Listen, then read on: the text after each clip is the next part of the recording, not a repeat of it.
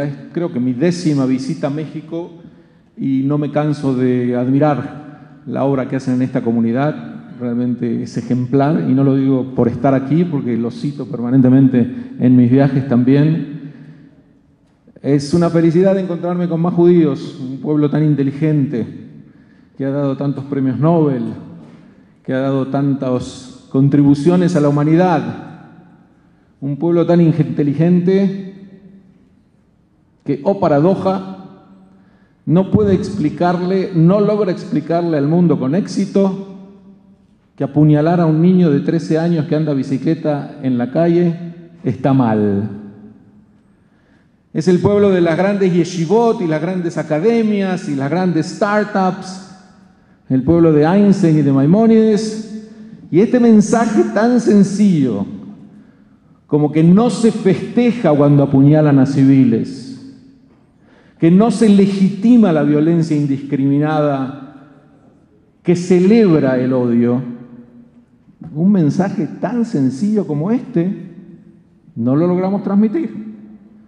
Aquí hay algo extraño, es una paradoja que nos acompaña. No será una paradoja como la de Teseo o la de Newcomb, como las grandes paradojas de la humanidad, la de Fermi, pero no deja de ser una paradoja. Uno de los pueblos más inteligentes que hay no puede explicar que se defiende de una agresión terrorista una y otra vez. Y me gustaría aprovechar esta noche y este encuentro para aportar a resolver esa paradoja. Porque me parece que no se trata de que no sabemos explicar lo que nos ocurre, sino que explicamos lo que no corresponde explicar. Y eso, con ese error nuestro, se produce un cortocircuito en la comunicación. Entonces la gente no entiende.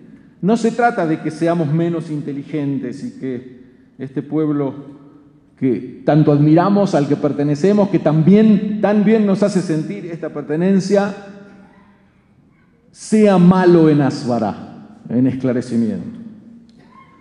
¿Por qué digo que explicamos lo que no deberíamos explicar?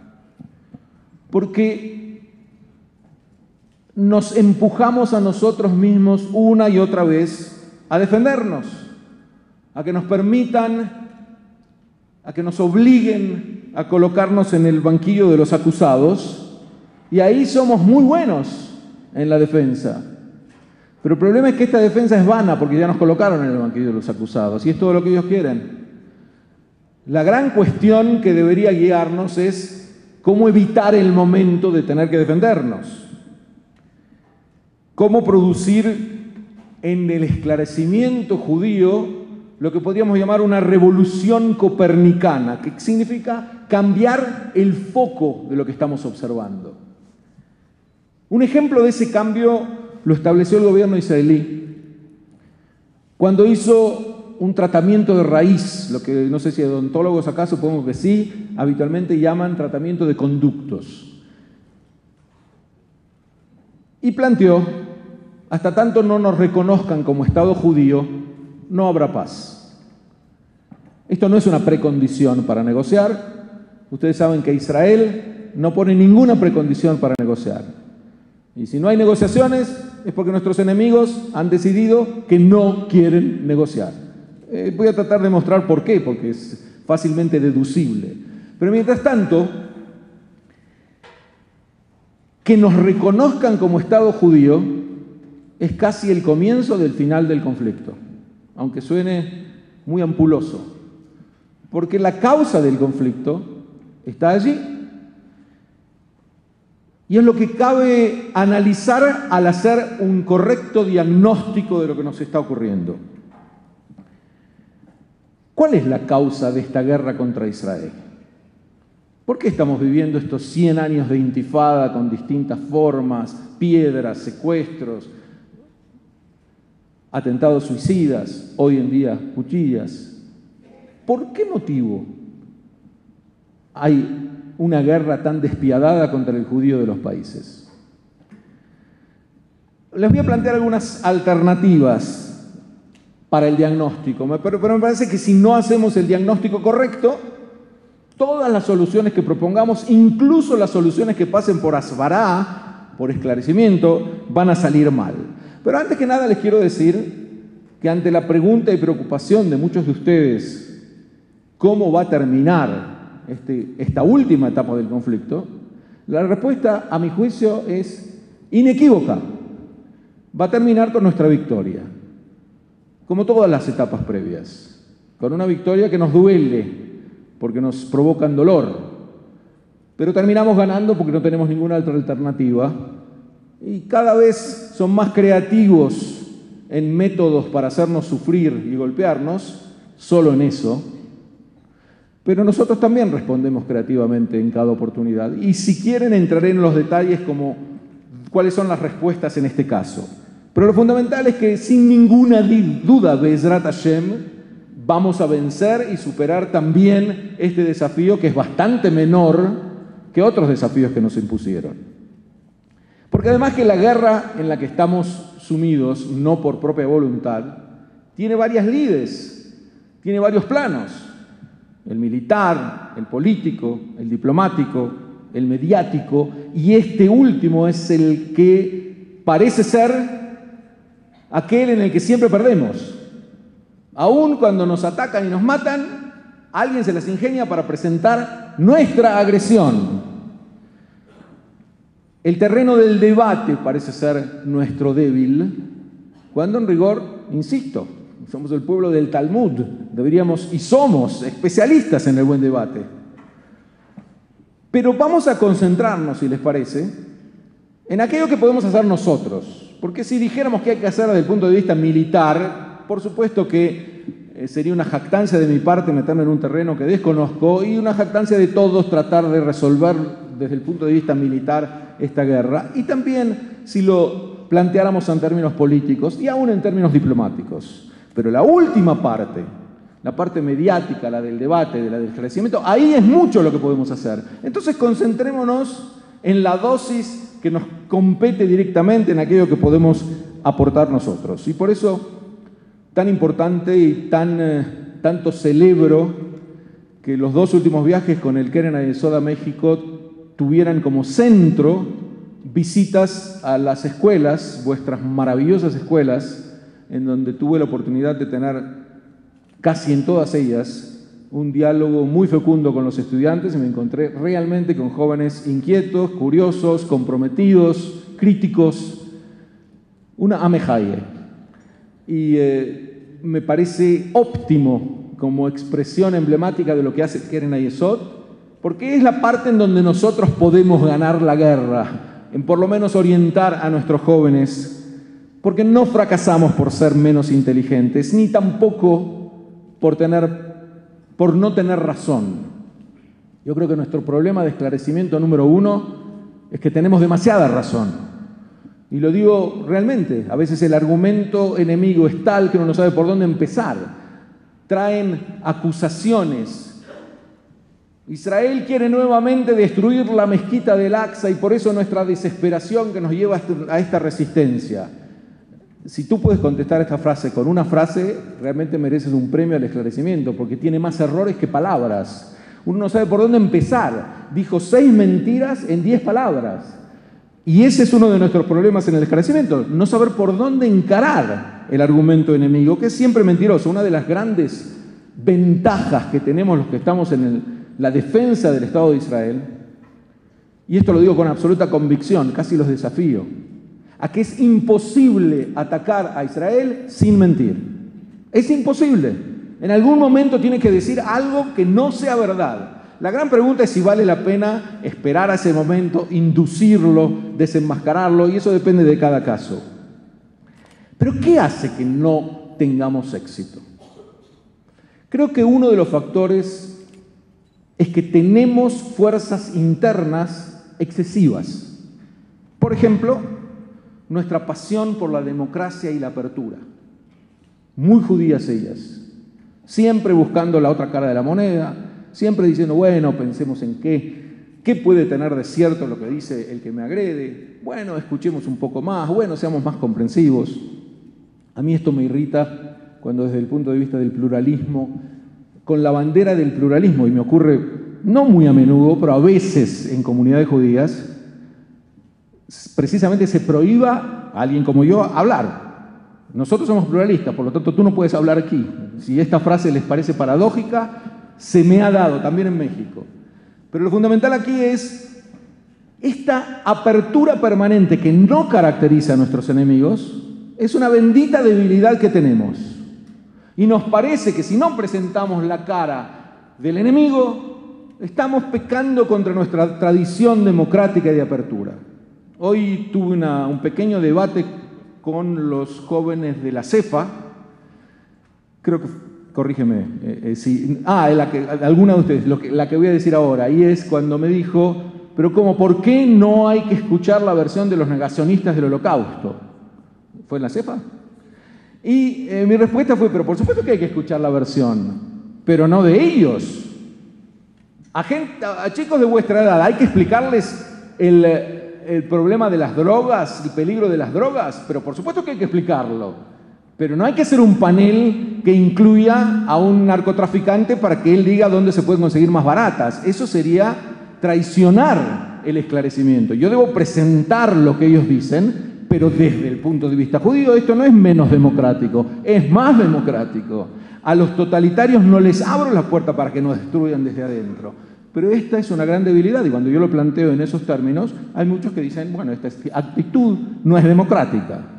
Y abren las compuertas a los peores enemigos de Israel para que nosotros les demos micrófonos para expresarse. Como dice Pilar Rahola en uno de sus artículos, contra Israel se vive bien. Después de todo, si tú defiendes a Israel, corres riesgos.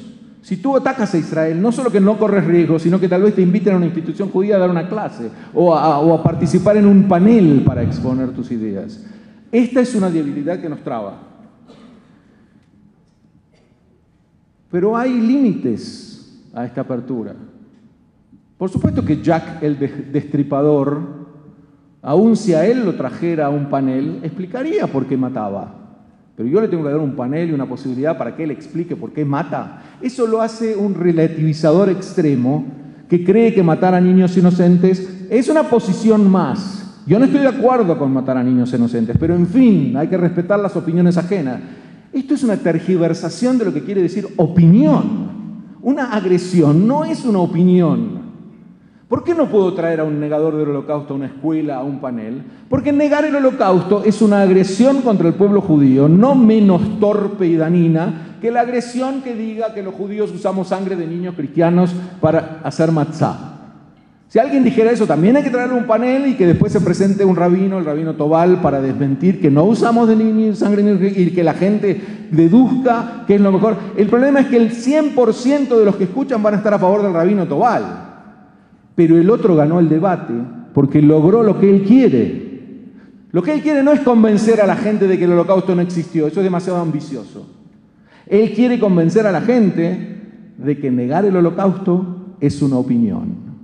Y lo logró, yo se lo di, la copa en la mano. Negar el Holocausto es una opinión, dejé expresarla así. La segunda es una debilidad que tenemos y que nos traba. Esta fuerza interna que tenemos que es excesiva, es la obsesión por la paz. El pueblo judío está obsesionado por la paz. Sus deseos de paz lo abarcan todo. Me incluyo.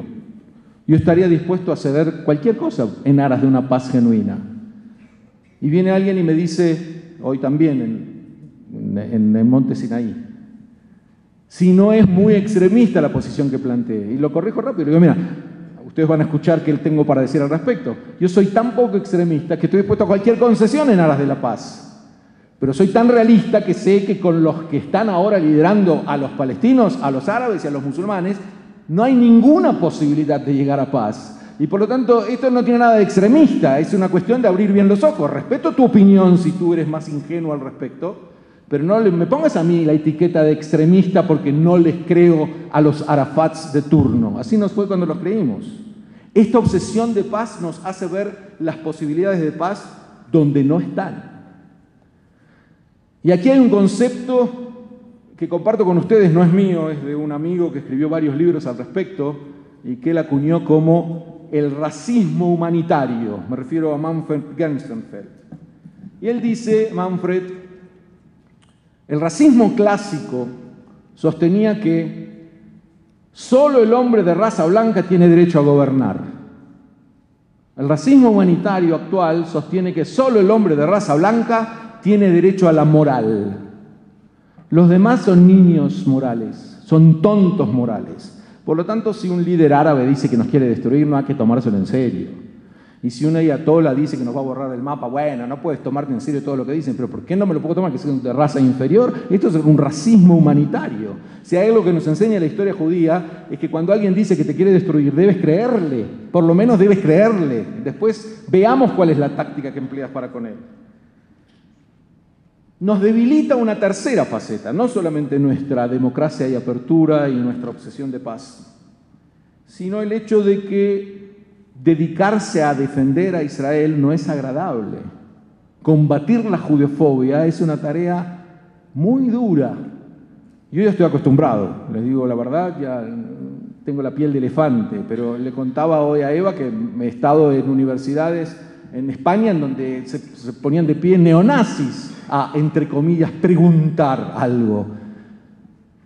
Ahora, que no sea agradable hace que pocos quieran dedicarse a ella. Yo también preferiría dedicarme a la parashá de la semana, más al bosón de Higgs, al agua en Marte, a la gran literatura. Son temas que me atraen más que combatir la judeofobia. Pero hay urgencias y prioridades en este mundo. Y esa desagradabilidad es lo que evita que gente inteligente se meta full time a defender la causa de Israel. Es desagradable, les digo, explicar lo que está ocurriendo ahora, pero hay que hacerlo y voy a pasar a hacerlo. Y para esto planteo que hay básicamente dos abordajes acerca de las causas del conflicto. Y no entro ahora a la causa del acuchillamiento, porque los acuchillamientos son la última etapa. Voy a mencionar en unos minutos también por qué ha estallado ahora. Pero hablemos en principio de la gran causa. ¿Por qué nos atacan? Digamos que lo primero que hay que saber es que nos atacan porque somos un Estado judío. Si Israel no fuera un Estado judío y si fuera un Estado árabe musulmán, no lo atacarían. Y eso justifica plenamente que las comunidades judías del mundo estén involucradas en la defensa de Israel. Porque no atacan a Israel por su clima, sino por su judeidad. Y por eso están comprometidos los judíos también en su defensa. Pero hay quienes dicen que la causa fundamental que genera este conflicto es lo que ellos llaman la ocupación. Si no hubiera ocupación, no habría conflicto. Yo creo que esto no es refutable, es matemáticamente refutable. Había conflicto antes de la ocupación, nos mataban antes de toda ocupación. No hay ocupación ni hoy en día porque el 98% de los palestinos no viven bajo gobierno israelí. Viven liberados bajo el Hamas o liberados bajo Abu Mazen. Los pocos que viven gobernados por Israel son la crème de la crème, los que más derechos tienen entre ellos. El 98% de ellos no viven ocupados. Cuando presiona sobre esto, entonces el ocupacionista te dirá, pero no, yo no me refiero a la ocupación de gente, me refiero a la ocupación de territorios. Pero ¿saben que en la Tierra, en el planeta Tierra, hay 200 conflictos territoriales y ninguno empuja a una de las partes a atentados suicidas y a apuñalar niños en la calle? Si es todo un conflicto territorial, sentémonos a dirimirnos, aunque lleve 10 años negociar. Nos quieren hacer creer que es la ocupación y muchos se aferran a este término, del que voy a hablar en un momento. O sea que, para ir más ordenadamente, lo voy a hablar ahora. Durante la Segunda Guerra Mundial, no se sabe muy bien en qué momento los nazis decidieron exterminar a todos los judíos, que lo querían hacer desde el comienzo. Pero cuando tomaron la decisión, hay distintas opiniones al respecto. Yo también tengo la mía, pero no quiero entrar en ello ahora. Lo fundamental es que la palabra Ausrottung, exterminio de los judíos, no la usaban. Solo en algunos discursos muy elocuentes, muy ilustrativos, es que aparece este término. Y otra vez es tema de otra conferencia, cuándo y por qué. Pero el término que usaban permanentemente era Entfernung, la remoción de los judíos. ¿Por qué será que no querían usar la palabra exterminio? No era porque querían quedar bien, Los nazis no tenían ningún problema en cómo iban a quedar. Eran como el ISIS de hoy. Si hay algo que no les importa es el tipo de imagen que tenga, porque al revés, lo que ellos quieren es generar miedo y pánico, y eso se genera con las acciones más tenebrosas posibles, tanto en los nazis como en los del ISIS de hoy. Pero la palabra Entfernung, remoción, les permitía, por un lado, bajar las defensas de los judíos. Es más fácil matar al que no sabe que lo vas a matar. Y por eso en la entrada de Auschwitz el cartel dice Arbeit macht frei, para que hasta último momento, cuando ya estaba por entrar al horno crematorio, guardes la secreta esperanza de que si trabajas, tal vez podrás sobrevivir a la guerra. Pero además de bajar las defensas de las víctimas, lo que hace el término remoción es lograr el apoyo del pueblo alemán. Porque la mayoría de los alemanes eran judiofóbicos por motivos que caben analizar en otro momento, pero la mayoría de ellos no eran sádicos que querían matar a 1 millón de niños en hornos crematorios. ¿Cómo llevarlos de un terreno al otro? Empezar por hablar en el vocabulario que a ellos los atraería. Y si digo remoción, los comerciantes no judíos, los abogados no judíos, los médicos no judíos van a sentir que lo fundamental de esto es liquidar la competencia judía, que casi es saludable, es apetecible. Y por lo tanto, remoción es más marketinero. Hoy ha sido reemplazado el término Entfernung por ocupación. Yo no puedo decir abiertamente que quiero destruir Israel, aunque lo dicen, sobre todo los ayatolás iraníes, a los que habría que premiar por su sinceridad. Pero en general está claro que ellos apuntan a destruir el Estado judío, no importa cuán grande sea este Estado. Lo dijo, para darles el último de los muchos ejemplos, anteayer el presidente de la Autoridad Palestina, en la Comisión de Derechos Humanos de las Naciones Unidas, que creo que está presidida por Arabia Saudí, que es una perla de derechos humanos, así funcionan las comisiones de las Naciones Unidas, dijo ahí: ¿hasta cuándo podrá nuestro pueblo resistir esta ocupación que dura 67 años? Claro, las Naciones Unidas no tienen calculadoras a mano y no supieron hacer la cuenta de lo que quiso decir. 67 años no es la toma de territorios por parte de Israel en la guerra de los 6 días, eso da menos, hagan la cuenta. 67 años es que ellos están sufriendo desesperadamente la existencia de un pequeño Estado judío ejemplar. Ellos con 13 millones de kilómetros cuadrados y todos los recursos petroleros del planeta Tierra no supieron hacer una sociedad abierta, democrática y pujante como la nuestra, creada básicamente en un desierto, con gente que salía de los hornos de la muerte, hablando todos los idiomas del mundo. Ellos hablan uno, tienen una sola religión. Fíjense el último dato: aquellos que emigran forzadamente de Siria nunca optan por ir a un país árabe musulmán. Y ningún país árabe musulmán ha decidido abrir sus puertas para recibirlos. Todos estos datos que son tan básicos se saltean, no los podemos decir. Parecemos extremistas si llegamos a decir estas verdades puras y cristalinas. No quieren liberarse de ninguna ocupación, quieren destruirnos. Pero si dicen quiero destruir el Estado de Israel, no van a poder captar el apoyo internacional, porque el apoyo internacional es más sutil, más hipócrita. La condición que le ponen los europeos para que sigan peleando contra nosotros es que no utilicen otro término más que resistencia a la ocupación. Y si tú dices resistencia a la ocupación, y es una palabra mágica, ahí puedes cometer el crimen que quieras, puedes hacer lo que quieras, porque nadie va a juzgarte, ya lo legitima todo. Aún el secretario de Estado norteamericano se deja llevar hoy en día por este abuso del lenguaje. Extremista, me había dicho alguno de los estudiantes, y yo lo recibo con mucho amor cuando viene de un estudiante, pero en todo caso les digo que mi extremismo pasa por un solo lugar, y es reconocer que cuando me quieren destruir, y tengo el derecho sagrado y la obligación sagrada de defenderme.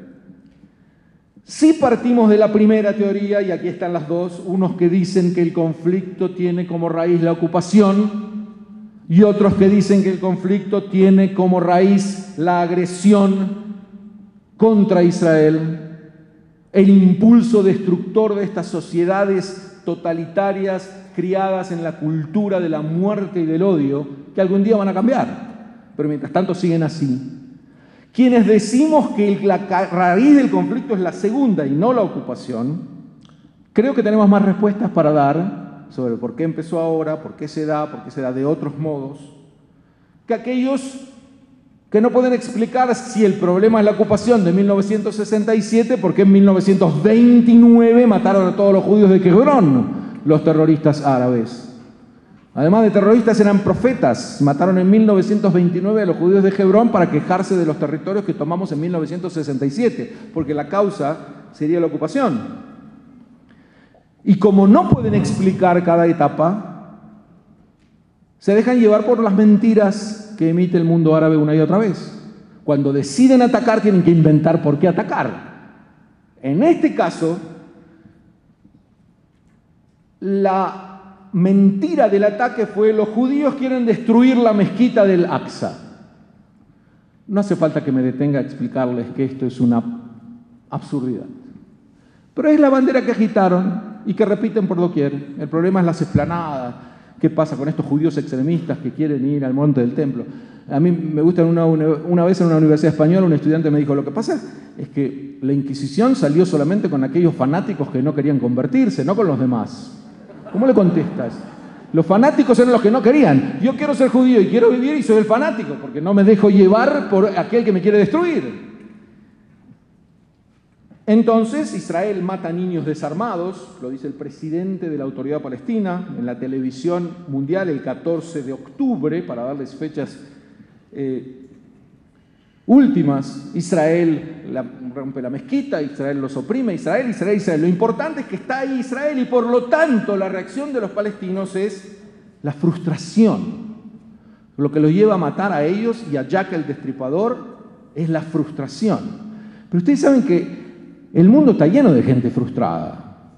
Y pueblos que en su historia nacional, pobres, están frustrados y rezagados, sobran. Si yo fuera haitiano o africano, estaría profundamente ofendido con las Naciones Unidas. El pueblo palestino es el pueblo más sufriente y frustrado que hay sobre la tierra. Sus universidades creadas por Israel, su infraestructura energética creada por Israel, el derecho de la mujer que le dio Israel. Por supuesto que no viven bien. Pero no es que dejan de vivir bien por Israel.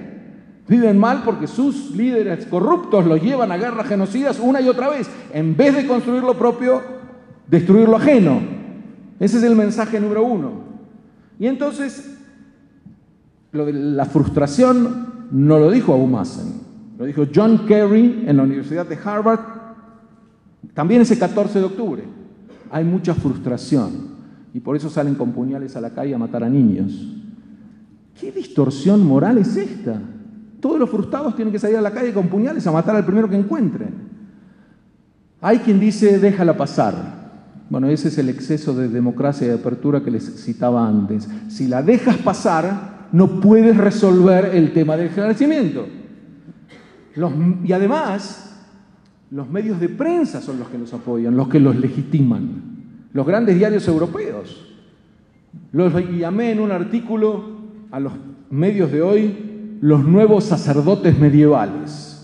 Porque la función del sacerdote medieval era gritar desde su púlpito: los judíos son deicidas, usan sangre de niños. Esto no era la posición de la iglesia, nunca fue la posición de la iglesia, pero lo repetían los párrocos en sus púlpitos, y después cuando la gente salía enfurecida a matar judíos decían: no, piedad, misericordia. Ellos querían detener la matanza de los judíos provocada por la violencia que ellos habían provocado, que ellos habían generado. Hoy este rol de sacerdotes medievales lo cumple la BBC, el diario El País de Madrid. Ellos son los que incitan a la violencia porque Israel siempre es culpable de todo, y después dicen que mal, los mataron en un ómnibus. Pero si tú les has dicho que está bien matarlos en un ómnibus, ¿por qué no los van a matar después en un ómnibus? Y los premian por hacer ese tipo de crímenes. ¿Por qué ahora? ¿Por qué en estos momentos estalló esta orgía de acuchillamientos? Que Baruch Hashem, y no quiero abrir, como se dice en hebreo, la boca al Satán, ¿no? Pero con todo les va bastante mal, porque cada 10 o 15 tienen algún éxito mortífero. los creyentes creemos que alguien nos está protegiendo, pero les puedo decir que Israel también sabe cómo defenderse. ¿Por qué ahora?